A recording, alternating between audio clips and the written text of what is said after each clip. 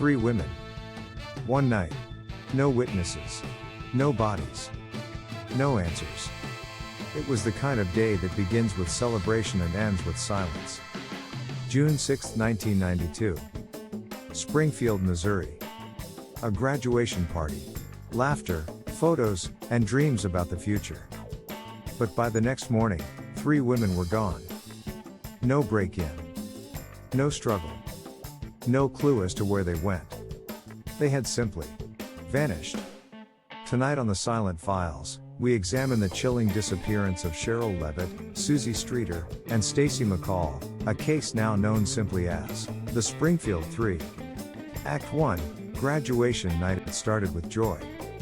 18-year-old Suzie Streeter and her best friend, Stacy McCall, had just graduated from Kickapoo High School. That night, they bounced from party to party, celebrating like any other teenagers stepping into adulthood. Their plan was simple: spend the night at a friend's house, then head to a water park the next morning. But around 2 a.m., they changed plans. The friend's house was crowded. So instead, they went to Suzie's place, where her mom, Sherrill Levitt, 47, lived. No one could have known that decision would be the last time anyone saw them. Act 2, The House of Clues. The next day, June 7th, Stacy's mother, Janice McCall, grew worried. Her daughter wasn't answering the phone. She hadn't shown up at the water park. So she went to the home at 1717 East Delmer Street. What she found was bizarre. All 3 women's purses were inside the house, lined up in the living room. Their cars were parked outside, undisturbed. Sherrill's glasses, which she needed to see, were still sitting on the nightstand. The porch light had been smashed. A globe from a lamp was broken beneath it. But inside? No signs of a struggle. No blood. No broken furniture. Just absence. Almost like someone had erased them. Janice didn't wait. She called the police. But by then, 10 to 20 people had already walked through the house, trying to find clues, cleaning up broken glass, even emptying the dishwasher. Innocent intentions. Devastating consequences. Any physical evidence? Likely gone. Act 3, The Missing Timeline. The timeline is tight. Around 2:15 a.m., Suzie and Stacy were seen leaving the graduation party. They arrived at Sherrill's house shortly after. By 9 a.m., no one could reach them. By noon, family members were at the house, confused and increasingly panicked. Phone records later showed a strange call made from the home's landline around 2:30 a.m. A male voice with sexual innuendo quickly hung up. Was it a prank? Or something darker? Act 4, Suspects and Theories. Over the decades, multiple theories have emerged. 1.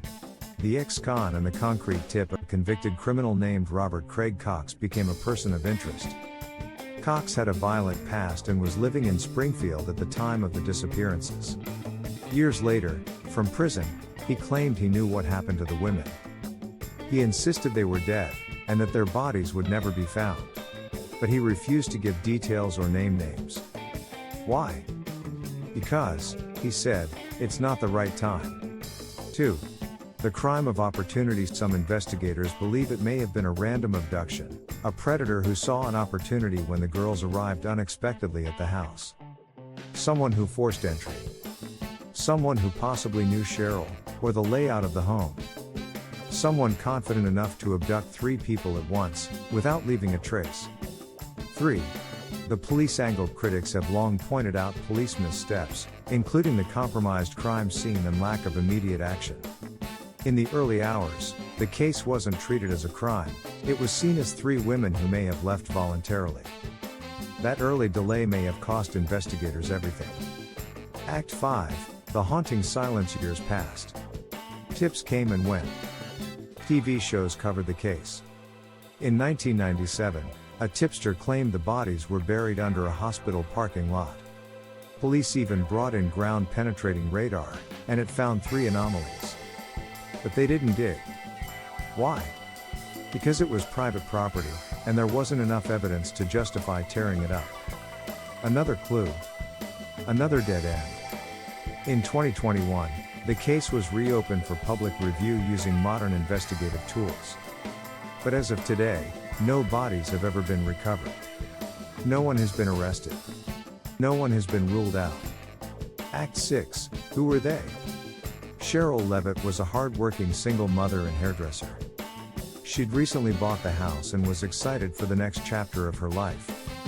Suzie Streeter was vibrant, artistic, and full of energy, planning to start cosmetology school. Stacy McCall was kind and soft-spoken, ready to attend college with her best friend.